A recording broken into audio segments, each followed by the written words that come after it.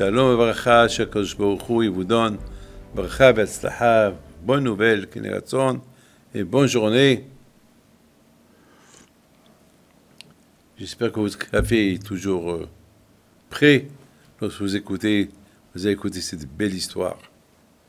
Mes amis, cette semaine, c'est l'Aïloula du grand rabbin de Paris, Alav Shalom, Rabbi Nissim Rebivo Alav Shalom. Alors mes amis, j'ai eu une histoire avec lui, une histoire spectaculaire, une histoire qui va vous donner beaucoup à réfléchir. Vous savez qu'une fois, il m'appelle, il me dit, Rabbi David, vous savez que nous avons un kollel à Henri Murger, et à l'époque, il y avait le grand rabbin Hanna, qui était le rabbin de la synagogue. Il m'a dit, voilà, nous avons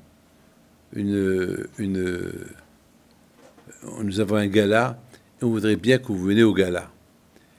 Et je lui dis quand? Il me dit, alors le gala, on va le faire dimanche, ce dimanche qui vient. Parce que on a vu que tous les dates, il y a beaucoup des donateurs qui ne vont pas être là. Donc c'est la seule date où tous les donateurs vont être là. Et c'est important que vous venez. Comme ça, vous les chauffez. Comme ça, on ramasse de l'argent pour le kollel. Je lui dis, mais dimanche, je voyage à Chicago. Genève, New York, Chicago. Il me dit, Rabbi David, je vous en prie, faites votre effort et avec les doigts Kadosh Baruch Hu, voilà, Hachem, il va vous protéger, il vous donne tout ce que vous désirez. Et voilà, Rabbi Nissim Rebivo, c'était mon ami. Je suis parti le PLN la semaine dernière. C'est pas quelqu'un à qui je pouvais refuser. Je lui dis d'accord, alors j'annule mon billet et je viens au gala. Donc le dimanche, c'était le gala. J'ai appelé mon secrétaire, Monsieur Léon Haddad Zichrono Libracha, qui à l'époque m'accompagnait beaucoup des fois à Chicago, à New York. Beaucoup des fois, il faisait les voyages avec moi. Je lui dis, écoute, tu vas changer les billets. Au lieu de partir dimanche, on va partir lundi. Et on retourne mercredi soir. D'accord. Après, je le rappelle. Non, Léon, on va partir lundi, toujours avec Swissair, Genève, New York, et on retourne jeudi. D'accord.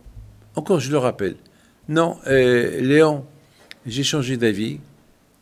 On va partir toujours lundi soir, lundi matin, lundi, de Genève, New York, et on retourne mercredi soir. On va pas à Chicago, on va faire New York, Genève, mercredi soir. Il me dit d'accord. Et soudainement, je ne sais pas ce qui m'a pris, j'ai dit, Léon, je t'en prie, je m'excuse, je sais que je t'embête, 4 ou 5 fois je change d'avis. Je sais pas, je suis un peu perturbé. C'est la première fois que ça m'arrive.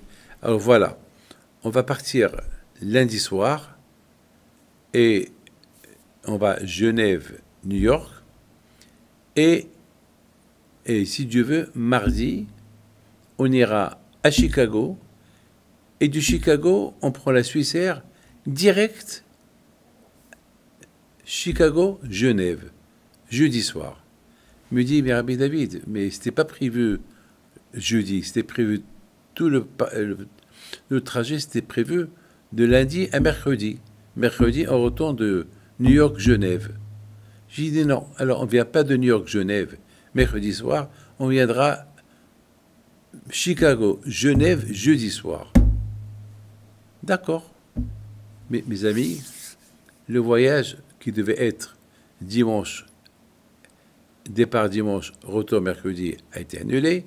Le départ qui a été prévu 2-3 fois lundi de Genève à New York et retour mercredi soir a été annulé. Et dernière minute, on a décidé de retourner de mercredi, jeudi soir de Chicago-Genève. Mes amis, le jeudi matin, je reçois les gens. J'avais c'est le dernier jour que je suis resté aux États-Unis. Il y a un monsieur qui vient chez moi. Il me dit, Rabbi David, est-ce que vous avez une ségoula? Parce que j'oublie. Ah, je lui dis, pour l'oublier, il y a une ségoula. Il faut écrire Aleph, Aleph, Aleph sur un parchemin et tu ne vas plus oublier. D'accord, merci. Il sort, il y a un autre qui passe et rentre. Rabbi David, j'ai un problème. Lequel? J'oublie. Ah bon? Tu n'es pas de la famille de celui qui oublie aussi? Vous êtes le deuxième qui vient me demander ou que vous voulez une ségoula pour l'oubli? Il m'a dit, non, je ne suis pas de sa famille. C'est bizarre. 2 personnes qui viennent chez moi, ils me demandent une ségoula à cause qu'ils oublient. Bon, alors je lui dis, tu sais quoi? Tu fais pareil que ce que j'ai dit à ce premier, tu écris sur un parchemin, Aleph, Aleph, Aleph, 1, 1, 1. Oui, d'accord. Lui, il sort, et voilà Léo Haddad qui rentre avec Pal. Rabbi David me dit merci à Hachem. Je dis merci à Hachem, pourquoi? Il faut toujours dire merci à Hachem. On a été sauvés de la mort. Quelle mort? Rabbi David, vous saviez combien des fois on devait retourner New York, Genève avec la Suissair. Vol numéro 111. Je dis oui alors?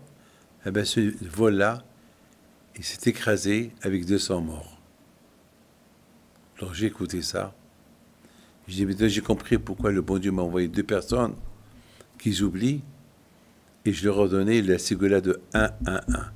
Le numéro de vol de la Suissair, c'était 111. C'est-à-dire, je veux me dire, David,